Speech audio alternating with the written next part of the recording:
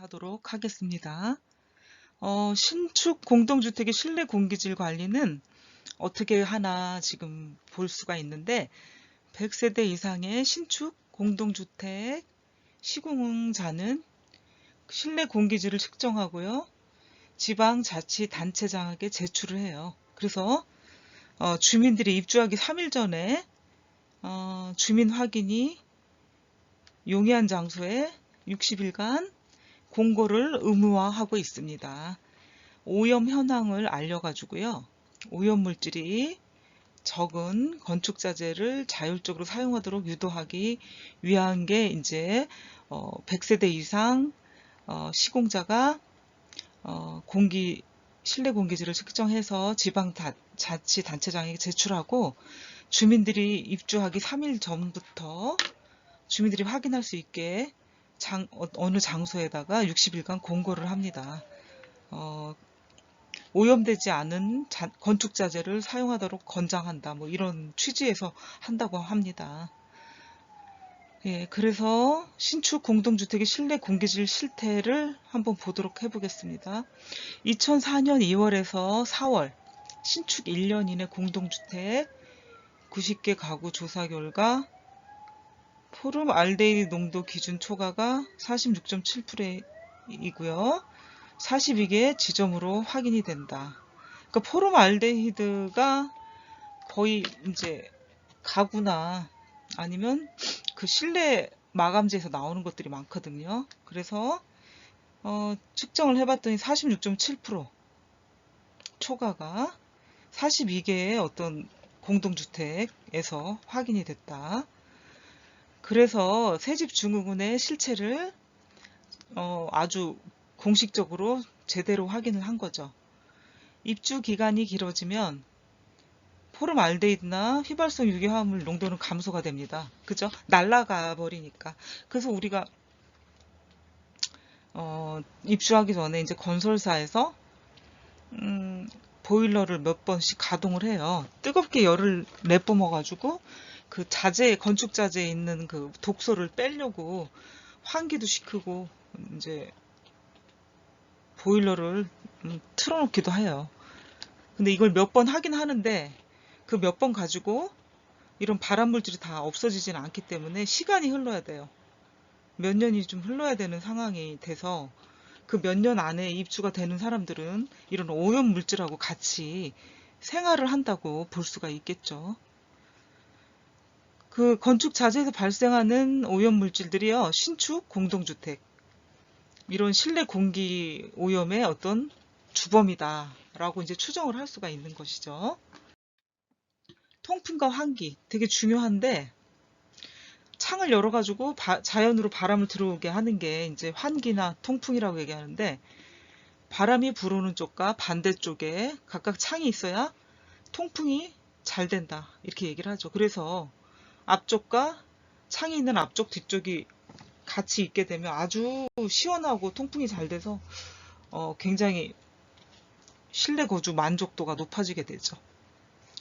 통풍의 효과는 창의 위치, 크기, 개수, 실내 사이 벽의 배치 등에 의해서 차이가 난다.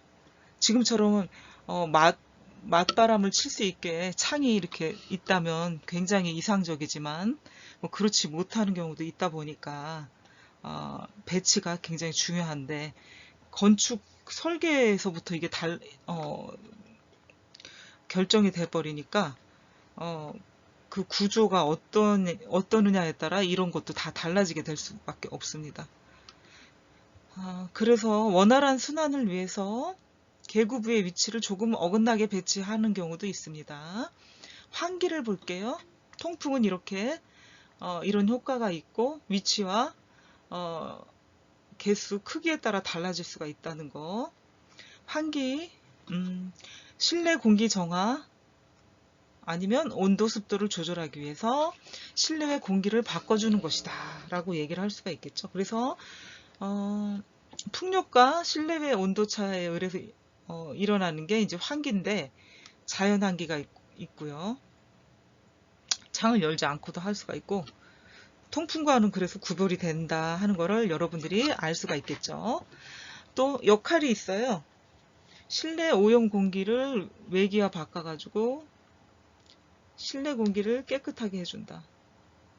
실내 온도 조절을 위해 가지고 외기를 적절하게 들여보낸다. 이게 환기의 역할이 되겠습니다.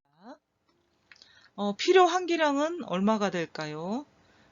필요한 공기 유입, 유출되는 양의 최저치, 성인은 20에서 30 mH, 환기와 열 환경의 적정성과는 모순이 된다. 그렇죠? 환기 방식을 한번 보도록 해볼게요. 자연 환기가 있고 기계 환기가 있어요. 자연 환기는 개구부 설치 풍력, 어떤 그 바람의 부력에 의해 가지고 환기가 되는 거. 건물 전체의 압력자로 자연 환기가 되고요. 그 환기 목적은 창 면적의 실내 바닥 면적의 20분의 1이다.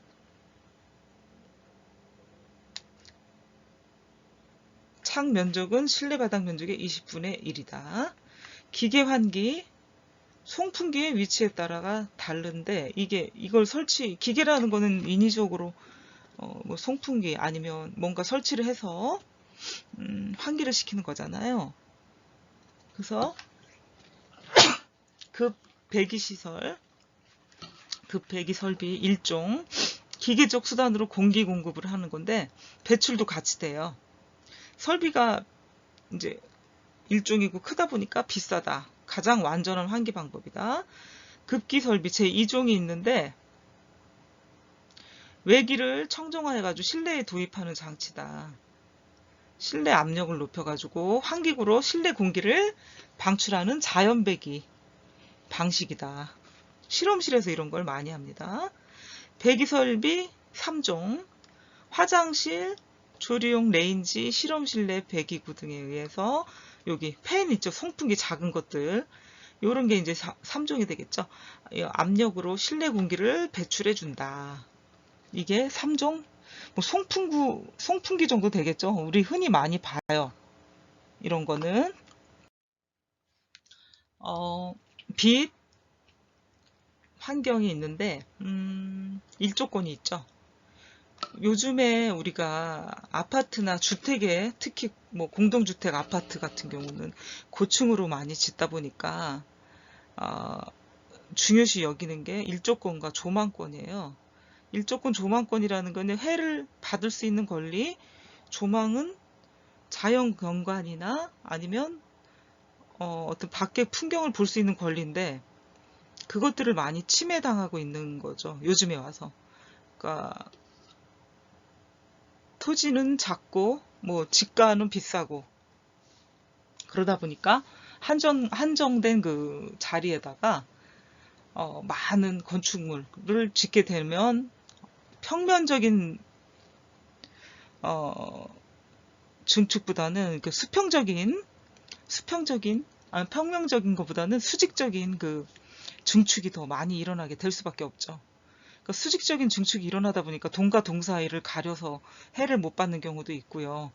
층이 낮아서 해를 못 받는 경우도 있고 또 조망을 전혀 볼 수가 없는 경우도 있고 이래요. 그래서 요즘에 트렌드는 그 최상층이나 아니면 층이 좀 높은 층의 공동주택의 아파트 아니면 펜트하우스 같은 게 인기가 많죠. 아예 걸리는 게 없고 해도 많이 충분히 받을 수 있을 뿐더러 조망에 대한 권리도 향유할 수가 있기 때문에 펜트하우스나 고층의 공동주택 아파트나 주상복합 아파트를 선호하게 되는 게 이제 요즘의 추세라고 볼 수가 있겠습니다. 굉장히 중요하죠. 일조권. 해를 못 보게 되면 사람들이 우울감을 느끼게 되고 우울증까지도 생길 수가 있거든요. 그래서 우리가 그 일조라는 거는 사람의 어떤 정신 건강과 육체 건강과도 굉장히 밀접한 관계가 있기 때문에 아주 매우 중요하다고 볼 수가 있겠습니다. 일조권에 대해서 한번 여러분들도 우리 집의 위치는 어떤가, 일조를 잘 받을 수 있는가, 조망이 잘 향유되고 있는가를 한번 생각해 보면 재미있을 거라고 생각합니다. 그래서 일조권은 건물을 지을 때 근처에 다른 건물에 일정량의 햇볕이 들도록 보장하는 권리인데, 사선으로 몇 도 아니면 뭐 얼마의 간격을 두게 돼 있긴 합니다. 그런데 층이 낮고 또 향에 따라 해를 보지 못하는 경우가 생기게 되기도 합니다. 그래서 우리가 남향, 뭐 남동향, 남향 이렇게 따지는 경우가 바로 일조권, 해 때문에 그러죠. 이걸 받지 못하면 사람 정신 건강에 큰 영향을 미칠 수 있다 하는 거가 있기 때문에 더더욱 그렇죠. 두 번째는 일정한 인동 간격. 건물과 건물의 간격을 유지하고요. 대지의 위도, 경사 방향, 경사도와 같은 물리적 요소와 건물의 높이, 방위 각, 계고부 높이 등 일조 계획 요소에 의해서 결정이 되니까 건물 높이만을 고려해서 일률적으로 규정할 수는 없고요. 이런 것 때문에 건물 높이가 또 달라지기도 합니다. 똑같이 30층을 아니면 35층을 지으려고 했는데 여기 대지의 위도, 경사 방향, 뭐 위치, 물리적 요소들 때문에 건물의 어떤 높이를 수직적으로 제한을 할 수밖에 없어요. 똑같이 짓게 되면 완전 방해가 되니까 전혀 이런 법적인 규제 안에 들어갈 수가 없어요. 예, 그렇기 때문에 그거 규제 안에 들어오게 하려면 건물의 높이도 다르게 짓는 경우가 많습니다. 일률적으로 똑같은 층수를 짓지 못하는 경우가 생겨요. 그래서 이거 일조 계획의 요소에 의해서 결정이 되니까 건물 높이가 달라지고요. 일률적으로 지을 수 없는 상황이 생길 수가 있습니다. 일조 조정, 뭐 서양 같은 경우는 또 12시 이후부터 계속 빛이 들어오는 경우가 있기 때문에 오히려 오전에만 들어오는 방향, 향보다 오후부터 계속 들어오는 지역이 더 이렇게 나은 경우도 있더라고요. 근데 여기 직사광선에 의해 가지고 과도한 빛을 받게 되면 실내 온도가 올라가고요. 눈부심이 심해요. 그래서 이런 시각적으로 뭐 불편함을 조성하기도 하니까 요즘은 암막 커튼이라는 게 많이 달고 이렇게 커튼으로 사용이 되고 있더라고요. 암막 커튼이라고 여러분 들어보셨을 거예요. 빛을 차단해주는 이제 커튼, 기능적인 커튼인데, 수험생들이나 공부하는 학생들, 수험생, 아니면 뭐 집중해서 일을 한다거나, 아니면 눈 부심, 뭐 이런 것들 때문에, 상당히 암막 커튼이 각광을 받고 있죠, 요즘에. 또, 수면에 도움이 되는 게 암막 커튼이라고 볼 수가 있겠죠. 되게 조용하고 차분하고 안정감을 주죠. 커튼을 치웠을 때. 예, 그래서 이런 광선을 조절하는 게 이제 커튼이나 블라인드, 버티칼이 되겠죠. 그 여기 나오고 있네요. 두 번째, 처마, 블라인드, 루버, 커튼 발, 수목, 유리볼록 이런 것들을 이용해 가지고 이런 과도한 빛을 조정할 수가 있죠. 밝기 또한 조정이 가능하고요. 일조는 계절에 따라 상반되는 효과가 있다. 뭐 여름보다 겨울이 일조량이 더 적고 밝기도 더 낮다고, 그러니까 환하지 않다고 볼 수가 있겠죠. 아무래도 겨울이라는 계절이 아무래도 그런 특성을 가지고 있기 때문에 다르죠. 계절마다. 계절에 따라 상반되는 효과가 있고 보건위생적인 측면에서 시기와 관계없이 적극적으로 받아들여야 한다. 이렇게 얘기를 하죠. 그러니까 이게 뭐 사계절 내내 우리는 일조권을 받을 권리가 있지만 계절에 따라 이 빛의 효과가 다르기 때문에 뭐 이렇게 조정은 할 수가 있다는 거죠. 블라인드나 커튼이나 수목 발 같은 걸로요. 그래서 이렇게 일조 조정을 해줄 수 있다. 자연 채광을 한번 보도록 하겠습니다. 주광, 직사 일광, 주광률, 또 뭐 이런 것들이 있는데 주광을 한번 볼게요. 최강의 광원이다. 광의 빛이라고 볼 수가 있는데 직사 일광 플러스 청공광 이렇게 더해진 게 광의의 채광. 협의 채광은 청공광만 얘기를 하는 거죠. 예, 그래서 주광 주광과 또 협의의 광과 광의의 강을 받습니다. 직사 일광은 대기층을 투과해가지고 지표면에 직접 도달하는 빛이다. 총궁광, 수증기, 먼지 입자의 직사광선이 반사해서 생기는 빛. 날씨하고는 관계가 없습니다. 주광률을 볼게요. 외부 밝기에 대한 실내 밝기의 비율이다. 거주 공간은 0.7% 이상의 주광률이 바람직하다. 네 번째, 주거 공간의 채광을 위해서는 창의 면적이 바닥 면적의 10분의 1 이상이 되는 것이 바람직합니다. 개구율, 채광에 필요한 개구부 면적의 바닥 면적에 대한 비율인데 폭이 좁고 상하로 긴 창이 폭이 좁고 상하로 긴 창이 채광에 좋습니다. 천장은 일반 창의 3배의 효과를 낼 수가 있고요. 창의 위치에 의한 채광 방식의 분류가 있습니다. 네 번째, 조명, 채광, 인공 조명이 있습니다. 조명은 또 굉장히 중요하다고 볼 수가 있죠. 자연 조명이 있지만 물론 우리가 아침, 점심, 저녁, 밤 이렇게 있기 때문에 조명이 필요한 거죠. 옛날에는 뭐 호롱불이나 촛불을 사용했지만 요즘에는 전기불이 있기 때문에 전기로 얼마든지 조명을 조절할 수가 있죠. 그래서 쾌적한 주 생활을 위한 조명의 조건. 잘 보이는 것이 좋다. 연출할 수도 있어야 된다. 조도는 공간 작업의 종류에 따라 이제 계획을 할 수가 있는데 조도 기준은 수평면 조도의 20대 시력을 기준으로 하고요. 그래서 대상물의 차이, 작업의 정도, 작업 시간에 따라서 조도를 선택할 필요가 있습니다. 그리고 실내 조도는 구구보명의 10분의 1 이상이 바람직합니다. 그리고 조명 방식을 보겠습니다. 빛의 배광 방식에 따라서 직접 조명이 있는데 여기 90에서 100% 직접 투사가 직접 조명이 되겠어요. 조명률이 좋고 경제적이고 조명의 분포도 균일해서 명암이 또 심하다. 아니, 조명 분포 균일이 어렵고 명암이 심하다. 뭐 이렇게 직접 조명은 알 수가 있겠고요. 반직접 조명을 보겠습니다. 가장 많이 이용해요. 60에서 70%가 투사가 되고 10 내지 40%는 반사광의 조명이고요. 우리가 주로 쓰는 형광등, 그리고 간접 조명은 불투명 반사 접시 속에 광원을 넣거나 벽이나 천정성에 광원을 묻어두는 거죠. 90에서 100%를 천장에 묻어두고요. 벽으로 투사하고 반사 확산된 빛을 이용을 해요.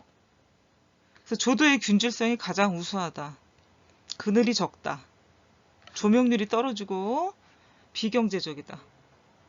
실내 디자인이나 침실, 병실에 적합하다. 저는 가장 이 반조명, 간접 조명을 가장 좋아하죠. 반간접 조명을 한번 보면 반투명 유리를 사용해서 광원의 10 내지 40%를 직접 빛을 주고요. 나머지는 반사광. 조도의 균질성이 크고 부드럽다. 눈부심이 적다. 비경제적이다. 전반 확산 조명을 한번 볼게요. 반투명 유리에 글러브한 유리를 씌우고요. 그 속에 전구를 넣는다. 빛이 부드럽다. 그 다음에 조명 분포에 따라 전반 조명, 국부 조명이 있는데 조명기구를 일정한 간격, 높이로 배치를 한다. 그러면 이게 뭐냐면 공간 전체를 균일하게 조명을 설치를 하게 되는 거고요. 국부 조명은 작업상 필요한 곳에 국부적으로 조명을 놓게 되는데 대표적인 게 스탠드. 그 다음에 전반 조명과의 이 차이가 크면은 시각 장애가 오니까 조금 조절을 잘해서 크게 차이 나지 않게 하는 게 바람직하겠습니다. 네 번째, 환경을 하겠습니다. 굉장히 이것도 중요하죠. 우리가 생활하자라고 이렇게 얘기를 많이 하는데 생활소음 이렇게 얘기를 하죠. 그게 이제 층간소음이 되겠죠. 요즘에 와서의 화두는 이제 층간소음이 되겠죠. 우리가 앞서 문화적 환경에서 프라이버시를 중요시하는 게 있다고 했는데 동양과 서양의 차이를 얘기를 했었거든요. 동양은 시각적인 거, 서양은 청각적인 걸 중요시 여긴다고 얘기를 했습니다. 기억을 하시는 학생도 있고 기억이 나지 않는 학생도 있을 겁니다. 예, 그런데 요즘에 와선 점점 우리나라도 선진국화되고 소득 수준이 높아지면서 뭐 생활 소음이긴 하지만 시각적인 게 예민해졌다. 굉장히. 뭐 이렇게 볼 수가 있겠죠. 소음의 종류는 주거지역 소음이 있는데 환경소음이 있죠. 교통소음이 있고 건설 현장에서 나는 소음이 있고 경보기, 사이렌 소음, 방송, 음향기기 소음 등이 있어요. 여러분들이 많이 경험해 보셨을 거라고 생각을 해요. 환경소음, 교통소음, 뭐 자동차들을 지나가면서 빵빵대고 뭐 이런 소리 나는 거. 그다음 현장에서 나는 건설 현장에서 나는 아주 소음과 먼지들 있죠. 그다음에 사이렌, 경보기, 119, 경찰차, 뭐 사고 났을 때 달려오는 차량들도 뭐 급하니까 나이긴 하는데 밤에는 굉장히 크고 예민하게 들리더라고요. 대로변에 이제 아파트에 거주하시는 분도 있기 때문에 음향기기 소음도 크다. 두 번째 생활소음이 있는데 화장실에서 물 내리는 소리가 아래층에서 또 들리기도 하잖아요. 그다음 배수구로 물 빠지는 소리, 세탁기에서 물 내려가는 소리, 개구부 개폐음, 문을 닫고 열 때 나는 소음, 계단 복도 발자국 소리, TV, 라디오, 피아노, 음향기기 소음, 에어컨, 세탁기, 청소기 소음 이런 것들이 이제 생활 소음이 되겠죠. 또 한 가지 층간 소음도 이제 들어갈 수 있겠죠. 아이들이 뛰어논다거나 쿵쿵대는 소리, 아니면 뭐 강아지가 밤에 짖는데 아래층에서 들린다. 뭐 굉장히 예민하죠. 공동주택에서는. 그 다음에 바닥 충격음이 있어요. 뭐 이게 이제 되겠죠. 공동주택의 소음, 보행을 할 때 나는 소리, 물건을 떨어뜨릴 때 나는 소리, 아이들이 뛰는 소리, 걷는 소리, 가구의 이동에 의해서 발생한 충격음이 있고요. 이런 것들이 인접세대에 전달이 된다. 아래층뿐만 아니라 뭐 옆집, 아랫집, 윗집 날 수 있거든요. 특히 밤에 새벽에 부부싸움 소리 엄청 크죠. 조심해야 돼요. 부모님들 이렇게 행복하게 해주시는 역할들을 여러분들이 하셔야 되겠죠? 경량 충격음이 있어요. 물건이 떨어지거나 이동에 의한 충격이 있는데 2004년 4월 23일 기준으로 58데시벨 이하였을 때는 이제 괜찮다 하는 게 나왔어요. 그러니까 2004년 4월 23일 시행이죠. 이때부터 기준 시행이 58데시벨 이하다. 중량 충격음, 어린이가 뛸 때 아니면 무거운 충격을 받은 물건들이 떨어졌을 때, 이거는 2005년 7월 1일부터 시행을 하게 됐는데 50데시벨 이하면 가능하다. 그러니까 이 기준을 정해 놓은 거죠. 이 이상이 되면 안 된다 하는 거를 얘기하는 거죠.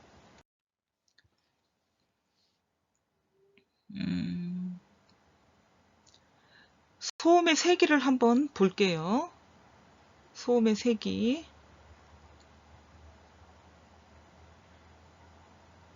소음의 세기는 주파수에 따라서 음의 크기, 주파수가 어떠냐에 따라서 음의 데시벨이죠. 데시벨의 수가 다르다. 그 음의 물리적 세기는 데시벨로 하게 된다. 감각적 세기는 폰, PHON으로 표시를 하게 되죠. 그래서 소음의 영향은 80데시벨에서 장시간 생활하면 난청이 오고요.